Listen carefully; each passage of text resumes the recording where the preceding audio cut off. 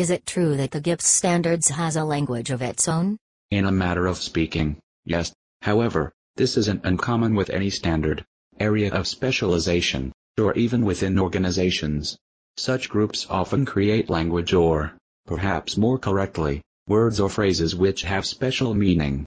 Okay, so tell me about the special language of GIPS. Okay, let's start with discretion. In investing, what does this term usually mean? That the manager has the legal authority to trade on behalf of their clients. A non-discretionary account is one who hasn't granted such authority to the manager. Correct, but within GIPS it means that the client hasn't imposed restrictions that would cause the account to not be representative of the strategy within which it is being managed.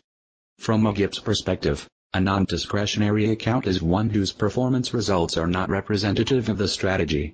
What would cause an account to be non-discretionary? Well, for instance, if the client restricts the manager in some way, for example, if they won't allow the manager to invest in what some refer to as sin stocks. If the strategy the client is invested in is one where the manager often holds such securities, their absence may cause the portfolio's results to differ from that of other portfolios in the strategy. So the firm may declare the account non-discretionary. I understand. So tell me more about GIPS special language. Okay, think about the words large and significant. They're usually thought of as synonyms, don't you agree? Yes, of course.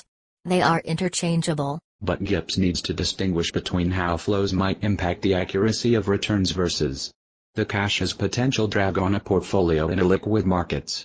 GIPS-compliant firms are permitted to use the modified Dietz formula to derive returns. However, this method's accuracy is diminished when large flows occur. And since 2010, firms are required to revalue for these large flows to improve accuracy. In this case, we describe the flows as being, quote, large. Now think of a case where a client, whose assets are invested in a fairly illiquid strategy, makes a significant addition to their portfolio. It may take weeks or even months to get this money invested. Firms have the option to temporarily remove the account from the composite. Can they do this for withdrawals, too? Yes, they can, since they may require to sell assets they wouldn't otherwise do, so they would remove the account in the same manner. We refer to these flows as being, quote, significant. There is a guidance statement that provides assistance on this option. If a firm adopts this option, must they do so firm-wide? No, they can do it on a composite-level basis. We encourage our clients to use the words as the GIPS standards intend them to be used, to avoid confusion. Even though in colloquial use, they mean the same thing. Thanks. That helps.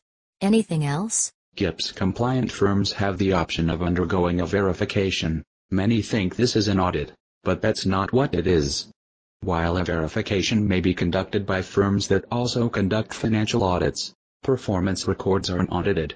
All of these examples are ones where there is confusion. It is important that firms that are involved with the standards understand what they mean and how they are used. I agree, and this helps. Thanks. You are welcome.